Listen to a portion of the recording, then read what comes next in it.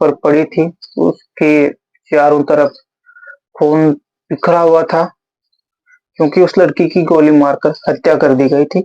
माता-पिता की चीख पुकार शुरू हो जाती है। अब पिता हिम्मत करके पुलिस को सूचना करता है। वो लड़की की माँ वो बेहोश हो जाती है। पिता होश संभालता है और पुलिस को सूचना देता है। पुलिस मौके पर पहुंचती है और अपनी तफ्तीश शुरू करती है। पुलिस लड़की के दोस्त का फोन ट्रेस करती है और उसे कुछ घंटों में ही उसे पकड़ लेती है। अब पुलिस आरोपी से सख्त पूछताछ करती है तो वो लड़का अपना जुर्म कबूल कर लेता है। पुलिस उसे गिरफ्तार करके जेल भेज देती है। आज की कहानी एक ऐसी ही लड़की की है जिसकी हत्या उसका ही दोस्त कर देता है जो उसके साथ लिव इन में रहता था। नमस्कार, मैं जेपी सरण स्वागत करता हूं आप सभी का जेपी आरजे की इस यूट्यूब चैनल पर। आज की जो सच्ची घटना कहानी के बारे में आपको बताने जा रहा हूं वो सच्ची कहानी और घटना है उत्तर प्रदेश की। उत्तर प्रदेश का एक शहर लगता है लखनऊ, जिसे नवाबों का शहर भी कहा जाता है। वहां का एक इलाका है गोमती नगर। ये कहानी है गोमती नगर के कैंट सदर की रहने वाली रिया गुप्ता की, जो पेशे से एक मेकअप आर्टिस्ट होती है और उसका जन्म साल 1995 के आसपास होता है। रिया एक मिडिल क्लास फैमिली से बिलोंग रखती थी। उसके माता पिता एक साधारण परिवार से थे।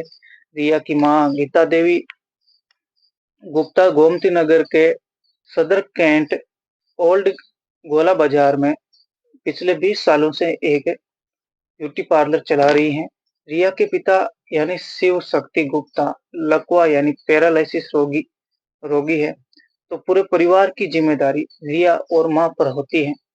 रिया अपनी माँ के पार्लर में उसका हाथ बटाती है, उसकी मदद करती है, धीरे जिसकी वजह से वो धीरे-धीरे एक फेमस मेकअप आर्टिस्ट बन जाती हैं, जिसके कारण उसके खूब सारे कस्टमर होते हैं, उसके पास आने लगते हैं, जिसकी एक वजह ये भी थी कि रिया एक मिलनसार और हंसमुख लड़की थी। ग्राहकों की संतुष्टि ही उसकी असली कमाई थी। इसके साथ ही रिया एक मॉडर्न जमाने की लड़की थी, तो उसके शौक भी थोड़े मॉडर्न थे। दोस्तों के साथ पार्टी करना, पब और शराब खाने में जाना, अलग-अलग पार्टियों के लिए अलग-अलग ड्रेस कोड पहनना, मतलब वो रईस ख़्यालों वाली एक लड़की थी। रिया की लाइफ़स्टाइल काफ़ी अलग थी। वो खुले विचारों वाली लड़की थी और अपनी ज़िंदगी अपने हिसाब से जीने वाली ज़िंदा-दिल इंसान थी। उसका सोशल मीडिया प्लेटफ़ॉर्म इंस्टाग्राम पर भी रिया गुप्ता के नाम से एक अकाउंट होता है, जिसमें लगभग उसके 12,000 के आसपास उसके फॉलोवर्स होते हैं। अपने सोशल मीडिया अकाउंट पर अपनी डेली की पोस्ट और वीडियो वो अपलोड करती रहती थी। साल 2019 में रिया की शादी होती है पुष्पेंद्र सिंह बत्रा नाम के एक व्यक्ति से, जो कि एक लव मैरिज थी। 2 साल तक रिश्ता बराबर चलता है, फिर दोनों के बीच कुछ मनमुटाव हो जाता है और रिया और पुष्पेंद्र में तलाक हो जाता है। रिया की एक बेटी होती है जो रिया की माँ गीता के साथ अभी वर्तमान में रह रही है। रिया अब अकेले अपने फ्लैट पर रह रही होती है और अपने अतीत को भुलाने की कोशिश करती है। साल 2022 में एक बार फिर उसकी वीरान जिंदगी को रंगों से भर देता है। साल 2022 में रिया की ऋषभ सिंह भदौरिया नामक एक व्यक्ति से दोस्ती होती है। ऋषभ सिंह भदौरिया प्रतापगढ़ जिले का रहने वाला था। वो प्रतापगढ़ जिले का एक भदौरियन पूर्वा का रहने वाला होता है। उसके पिता सिंचाई विभाग में एक क्लर्क थे और उसका भाई होता है जो प्रतापगढ़ में ही स्कूल चलाता है। ऋषभ कृषि संकाय में एमएससी का छात्र होता है, लेकिन बेरोजगार होता है। एमएससी करने के बाद प्रताप नगर से वो लखनऊ के कृष्णा नगर में आता है काम की तलाश में। रिया और ऋषभ की दोस्ती सोशल मीडिया के माध्यम से होती है। बाद में उनकी मुलाकात होती है। रिया और ऋषभ की पहली मुलाकात होती है गोमती नगर की सबमिट बिल्डिंग में, जहां अक्सर पार्टियां चलती थी। अब ऋषभ खुद को रईस साबित करने के लिए वहां खूब सारा पैसा खर्च करता था। ऋषभ की रईसी अंदाज को देखकर ही रिया उसे चाहने लगी थी। अब समिट बिल्डिंग में दोनों यानी रिया और ऋषभ दोनों साथ साथ आने लगते हैं। ऋषभ को भी रिया का लाइफ स्टाइल काफी पसंद आता है अब धीरे धीरे दोस्ती प्यार में बदलने लगती है और दोनों एक साथ लिव इन रिलेशनशिप में रहने लगते हैं। रिया ने सुशांत गोल्फ सिटी में एक फ्लैट किराए पर ले रखा था, जहां दोनों साथ साथ रहते हैं। जिस फ्लैट में वो रह रहे थे, वो फ्लैट था क्रिस्टल पैराडाइज अपार्टमेंट, कमरा नंबर 203। वो कुछ महीनों में साथ रहे थे और मार्च के महीने में रिया अपना जन्मदिन भी मनाती है होटल सेंट्रम में, क्योंकि रिया अपनी लाइफ खुलकर जीना चाहती थी। पहले तो सब कुछ सही चल रहा था, लेकिन वक्त के साथ साथ सब कुछ बदल जाता है। अब ऋषभ को रिया की वो पहले वाली लाइफ स्टाइल पसंद नहीं आती थी। वो उसे कंट्रोल करना चाहता था। वो रिया को बाहर निकलने से भी मना करता है, दोस्तों से भी बात नहीं करने देता है, क्योंकि ऋषभ के दिमाग में कहीं ना कहीं रिया के प्रति शक होने लगता है।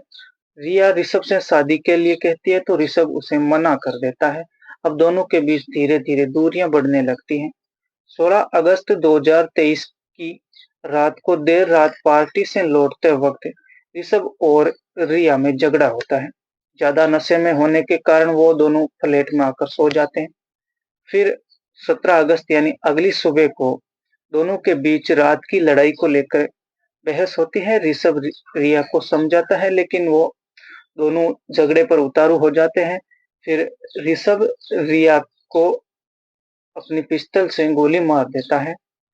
एक गोली रिया को सीने में लगती है और एक गोली रिया को उसके दिमाग में लगती है। उसके बाद ऋषभ वहां से भाग जाता है।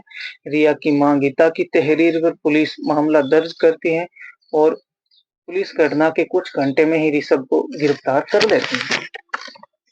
गिरफ्तारी के बाद ऋषभ से पुलिस पूछताछ करती है तो ऋषभ हत्या की वजह रिया का लाइफ स्टाइल, दूसरे लड़कों से बात करना, रिया का ऋषभ से पहली शादी के बारे में झूठ बोलना और साथ ही एक बच्ची के बारे में झूठ बोलना। ऋषभ बताता है कि रिया एक अधेड़ उम्र के व्यक्ति के साथ BMW कार में घूमती थी। ये सब मना करने के बावजूद भी जब रिया नहीं मानी तो ऋषभ ने उसे गोली मार दी और उसकी हत्या कर दी। कड़ी पूछताछ के बाद पुलिस उसे कोर्ट में पेश करती है, जहां ऋषभ को जेल भेज दिया जाता है। तो दोस्तों, ये थी रिया गुप्ता हत्याकांड की पूरी कहानी। रिया की लाइफ स्टाइल और उसका ग्लैमर ही उसकी हत्या, उसके कत्ल का कारण बना। कहानी सुनाने का उद्देश्य किसी की भावना के साथ खिलवाड़ करना नहीं है, किसी को परेशान नहीं करना है, बल्कि समाज में हो रहे अपराधों के प्रति आप सभी को जागरूक करना है। आज की कहानी में बस इतना ही। मिलते हैं किसी अगली एक नई कहानी के साथ। तब तक सावधान रहिए, सुरक्षित रहिए, सतर्क रहिए और अपने परिवार का ख्याल रखें। जय हिंद, जय भारत।